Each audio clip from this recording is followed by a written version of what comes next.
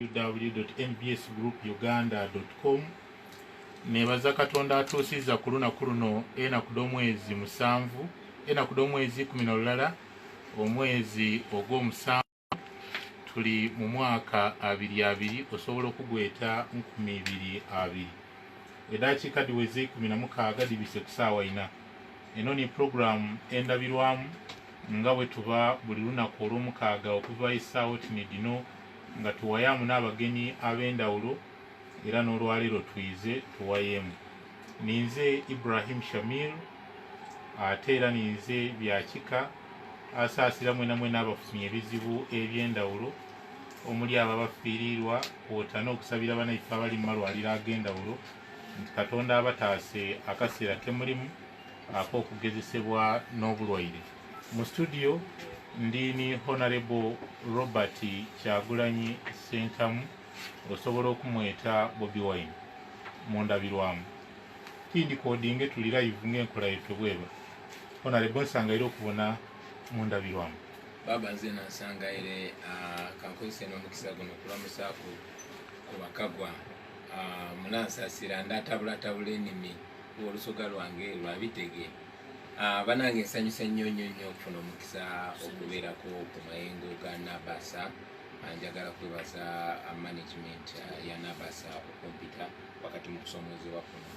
Nze Kyagulanyi Ssentamu buli bwensala Nairu n'enzira eno mbeera Ngobi. Njagala obbalamusaako mwena abaganda bange abayise Ngobi ekika kyange mwenva, abayise Gaga ekika kya ssenga wange Speaker kyavaamu, abayise Itamba Katikkiro gyava. Ate ndi wa mukisa kubanga ne Kyabazinga naye mwise Ngobi. So nsanyusa nnyo okubeerako wano. Mbalamusaako mwena gye musinzira okutuwuliriza, ab'Ebugabula, ab'Ebuzaaya, ab'Ebutembe, ab'Eruuka, ab'Ebulamogi, ab'Ekigulu, ab'Ebuna, ab'Ebunanumba, Ebunole, ab'Ebusiki n'ab'Ebukono. Mwena nsanyusa nnyo okubeera nammwe ku mayengo g'empewo eno.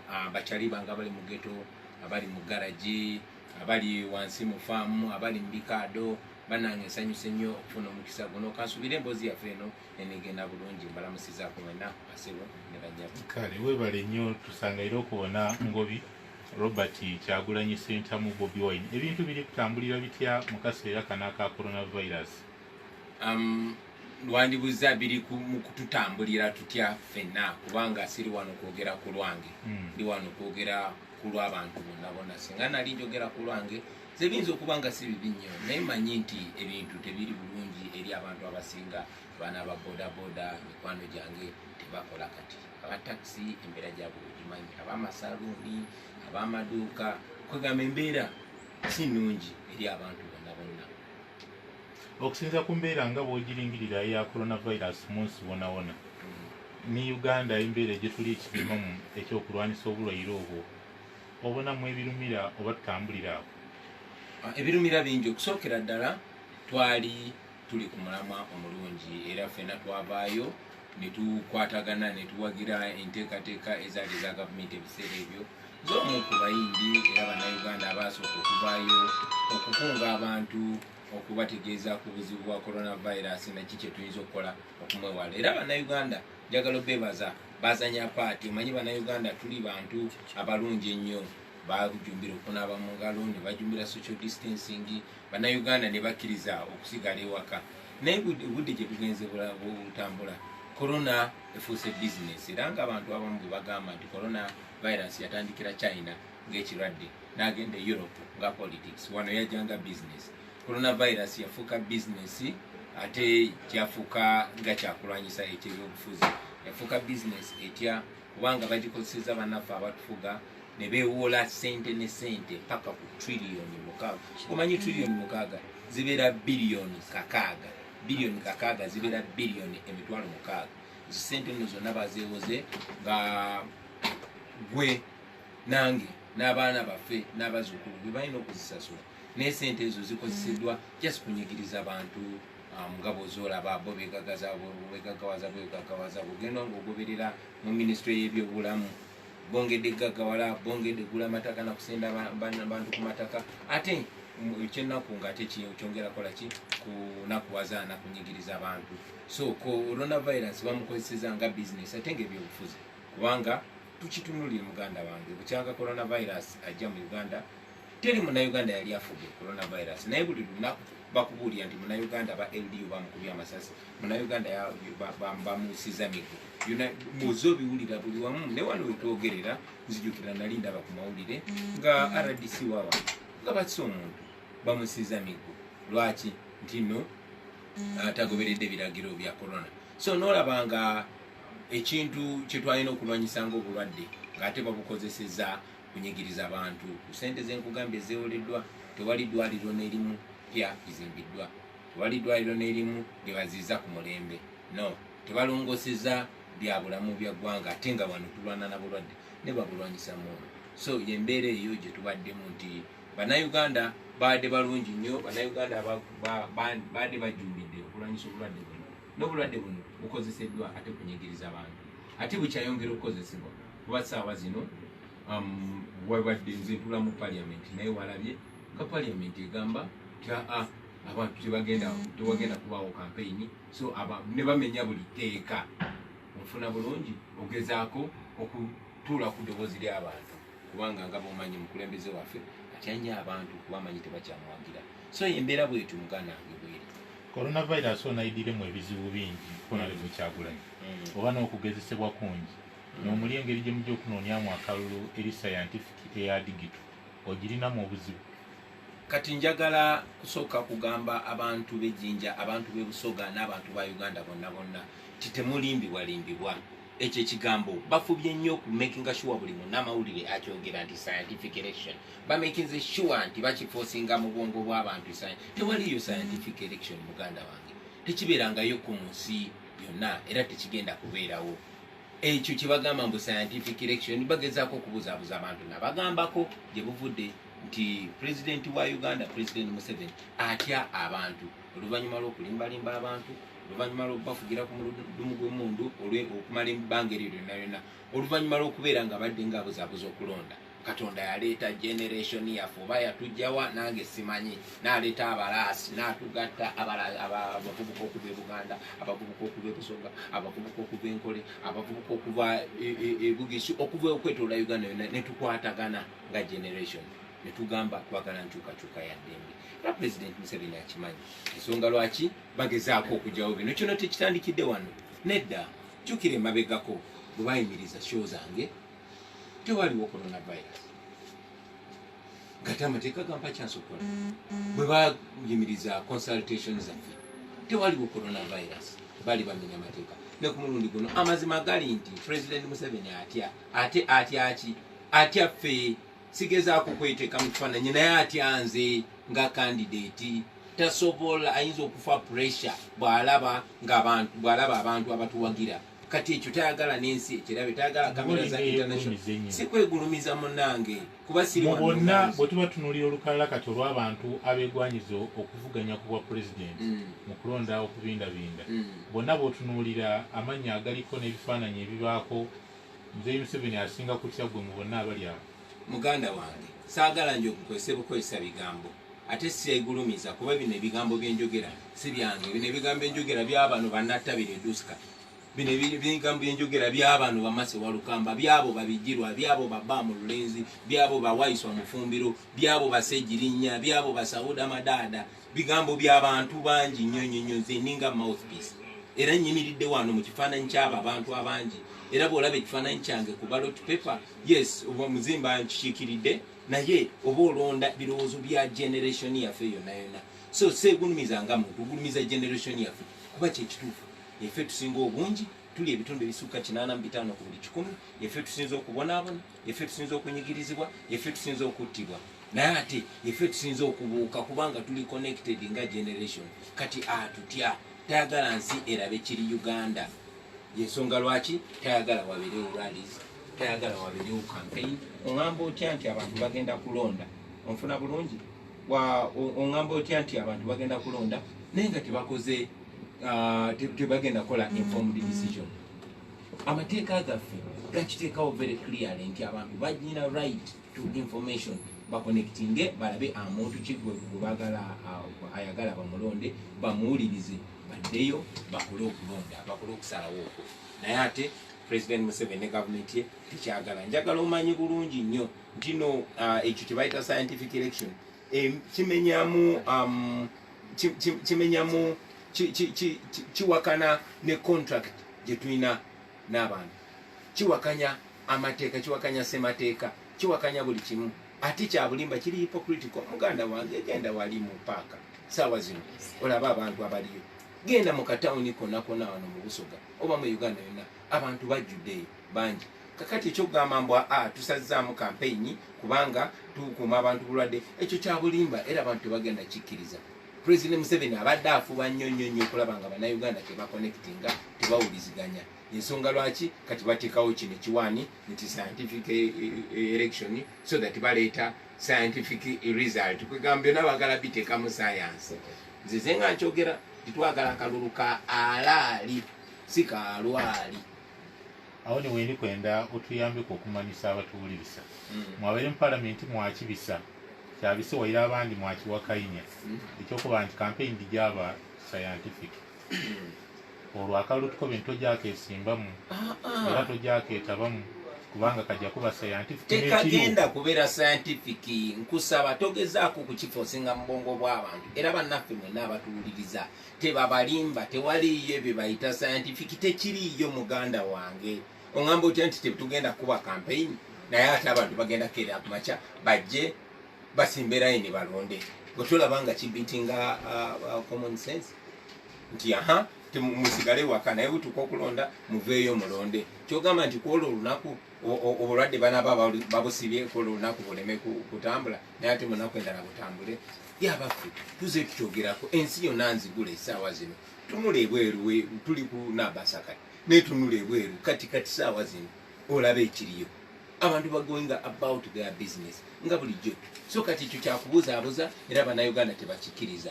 Tugenda mu kalulu akaddala akalagirwa amateeka ofuna bulungi era akakalulu ke tugendamu so si bino bye bagamba. Kale atuliisa tulimi Honorable Robert Kyagulanyi Ssentamu oba mwete Bobi Wine. Honorable Kyagulanyi, enkolagana yo ne bannabyabufuzi b'oyidye ng'oyagaanawo abawangaalire mu lutalo olw'okulwanira enkyukakyuka eri etya era n'enkolagana yo n'ebibiina ebyobufuzi by'oyidye ng'oyagaanawo eri etya? Enkolagana yaffe n'abalwanyizi b'eddembe abalala n'abalwanyizi b'enkyukakyuka nungi. Ebibiina ebimu nungi nnyo, ebibiina ebirala nungi nnyo, ate ebibiina ebirala nungi.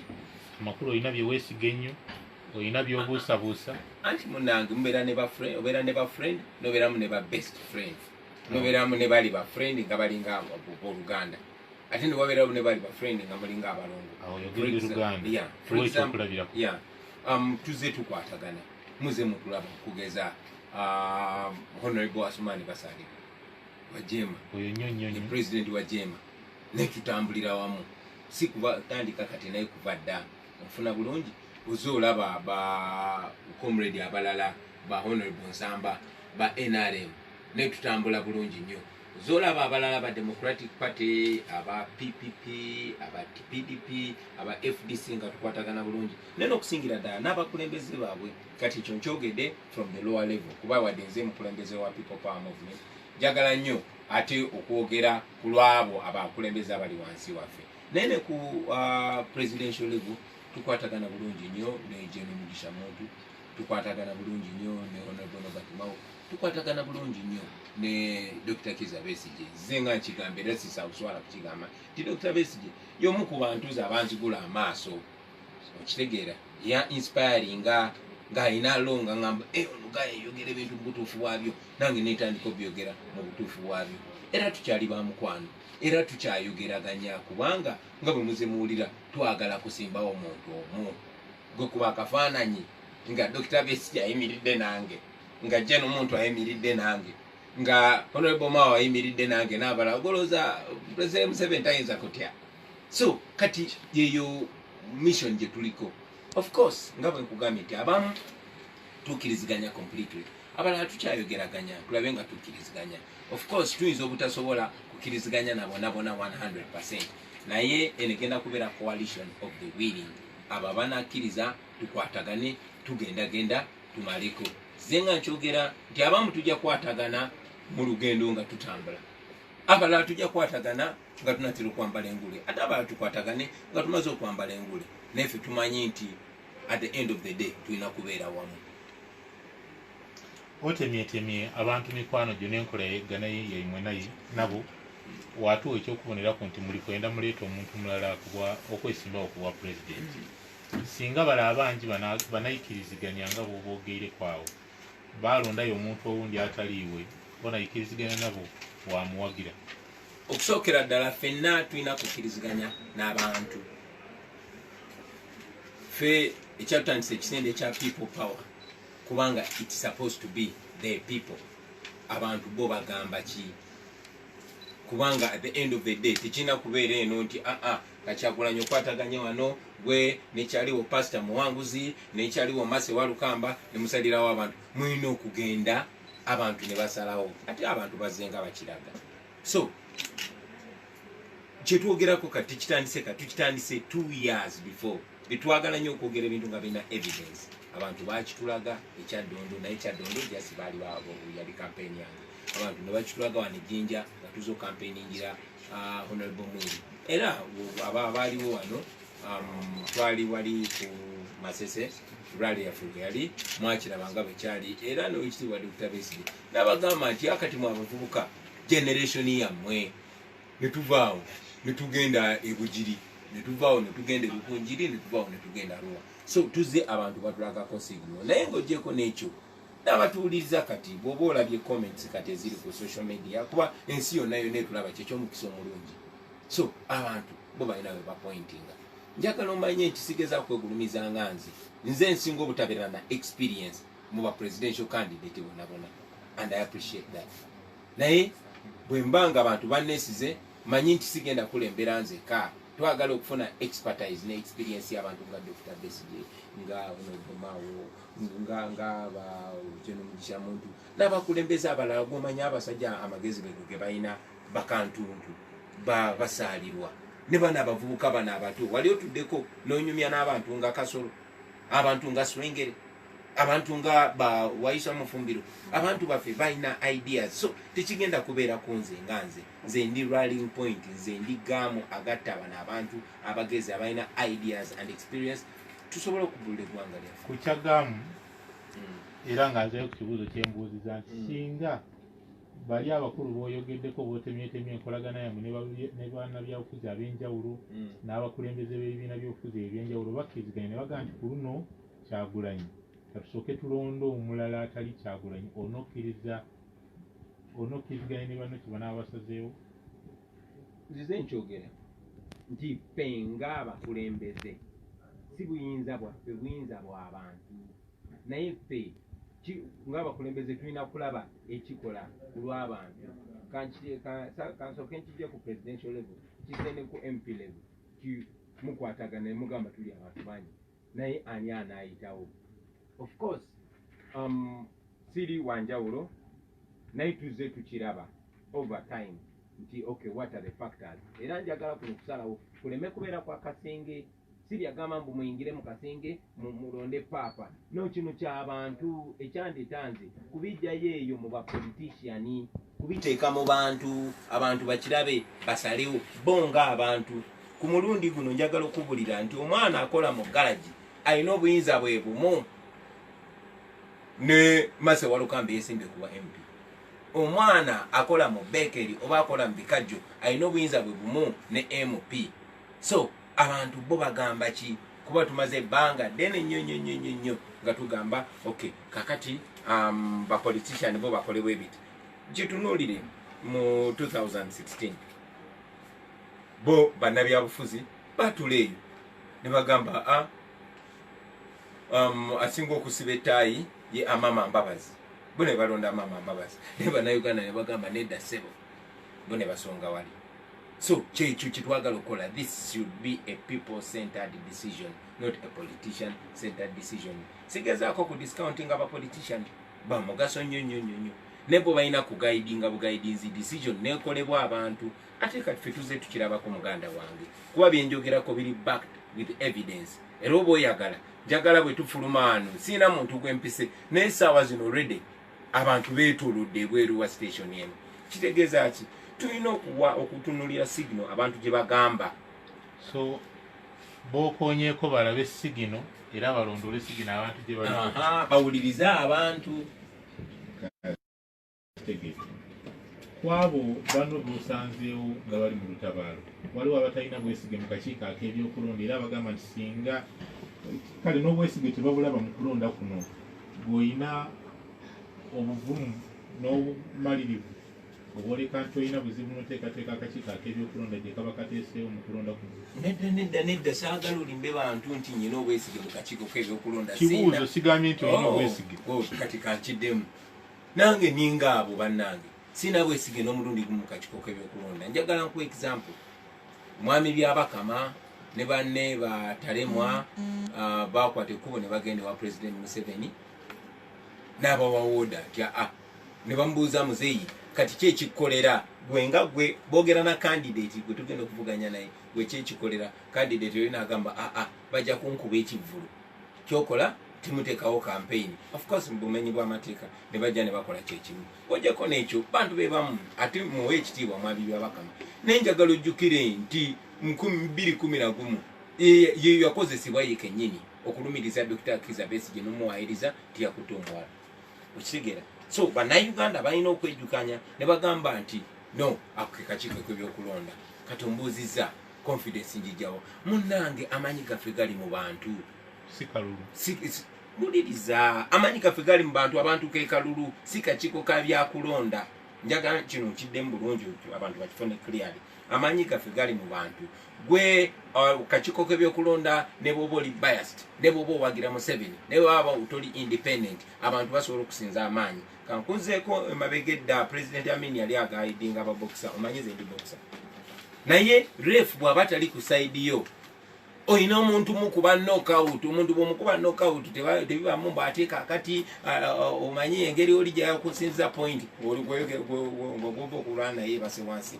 So ffe amanyi gaffe gali mu bantu nti Museveni tugenda mukuba knockout ekyo ne bakkiziganya naffe ne tubuuza nti kati tukole ki ntubagamba mugende mwewandiise kuba kati ffe tuli mu lutalo naye olutalo lwaffe si lwakutta bantu ng'olwa Museveni no ffe tetukkiriza mu butemu ffe tukkiriza mu demokrasi kuba n'omulembe gwaffe dictator gwe bayita Yahya Jammeh